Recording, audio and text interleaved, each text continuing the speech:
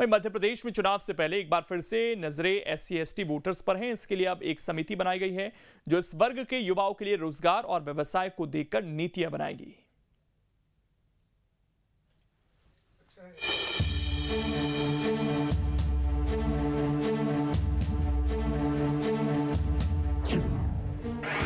मध्य प्रदेश में बीजेपी का चुनावी दांव, SC/ST वोटरों में बढ़ेगा प्रभाव। जी हां, चुनावी साल में एक एक वोट और एक एक वोट बैंक पर सियासी दलों की नजरें हैं। इस बीच सत्ताधारी दल बीजेपी ने इसके लिए खास रणनीति बनाई है। जानकारी के मुताबिक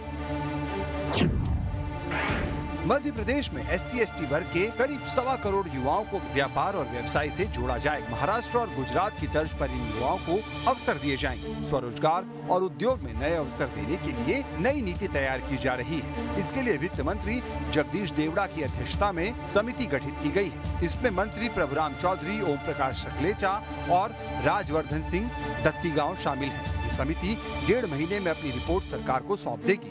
फिर इसे कैबिनेट में लाकर 3 से 4 महीनों में लागू कर दिया जाएगा। समिति महाराष्ट्र और गुजरात में SC/ST वर्ग के युवाओं के लिए बनी नीतियों का अध्ययन करेगी। साथ ही Dalit Indian chamber of commerce and industries से इस मामले में सुझाव लेगी।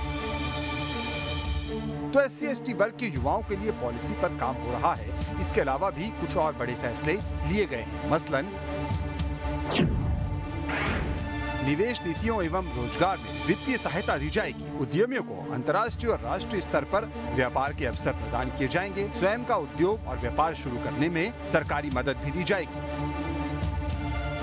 अब सवाल उठता है कि अचानक से SC/ST वर्ग के युवाओं के लिए अलग से नीतियों की जरूरत क्यों पड़ी? क्योंकि प्रदेश के सभी युवा बेरोजगार, चाहे वो किसी भी वर्ग से हो, उनके लिए नीतियां हैं। तो दरअसल जानकार इसे सियासी चश्मे से देख रहे हैं, क्योंकि बीजेपी ने SC/ST वर्ग में पैठ बढ़ाने की कवायद तेज कर दी है।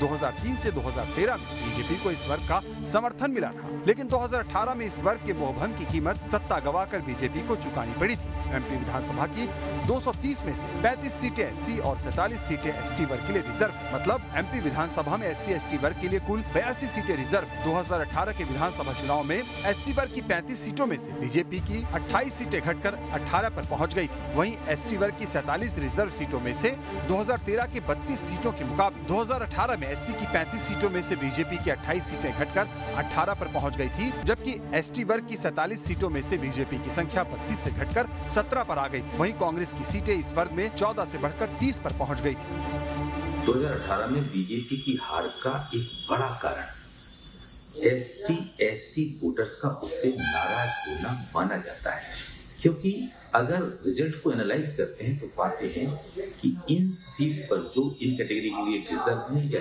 इन कम्युनिटी से डोमिनेटेड हैं, वहां पर बीजेपी ने ज्यादा सीटें गंवाई और जिसके कारण वो उसमें सत्ता से दूर हुई। तो आंकड़ों का ये गणित बता रहा है कि SC/ST की 82 सीटें कितनी अहम है। बहरहाल इस पर कांग्रेस बीजेपी की सियासी प्रतिक्रिया क्या है, ये सुनिए। भारतीय जनता पार्टी की सरकार जहां भी आती है, तो जैसा मैंने पूर्व में भी बोला है, एकात्म मानववाद के लिए हम लोग काम करते हैं। जो सबसे पीछे हैं, जो सबसे नीचे हैं, जो शोषित हैं, वंचित हैं, किसी भी कारण से वो पिछड़ गए हैं, तो उनके अपने हितों के संरक्षण की भी चिंता भारतीय जनता पार्टी की सरकार करती है। और इसलिए हमारा SC/ST वर्ग भी मुख्य धारा से जुड़े, इसकी चिंता मध्य प्रदेश सरकार ने की है। अन्य वर्गों के भी जो हमारे युवा हैं, जिनको आवश्यकता है, जिनको रोजगार और उनके भी व्यावसायिक दृष्टि से वह भी आगे बढ़ें, इसकी भी चिंता मध्य प्रदेश की सरकार कर रही है। चुनाव का साल है, जो गरीब तबका है, जो महंगाई से जब से ज़्यादा मार खा रहा है, वो हमारे अनुसूचित जाति और जनजाति के लोग हैं, जिनको सबसे ज़्यादा दिक्कत तकलीफ हो रही है। तो मुझे समझ में आना तो साफ ही है कि जब चुनाव के समय जिनके वोट नहीं मिलते थे, उनके वोट कबाड़ने के लिए ये योजना बनाई गई है।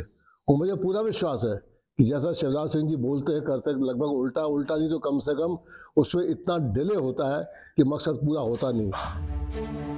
दरअसल मध्य प्रदेश में SC/ST के लिए कुल 82 सीटें रिजर्व हैं, लेकिन इसके अलावा भी दर्जनों ऐसी सीटें हैं जहां SC/ST वर्ग चुनाव में समीकरणों को प्रभावित करते हैं। यही वजह है कि चाहे कांग्रेस हो या बीजेपी, कोई भी इस बड़े वोट बैंक को लेकर रिस्क नहीं लेना चाहता।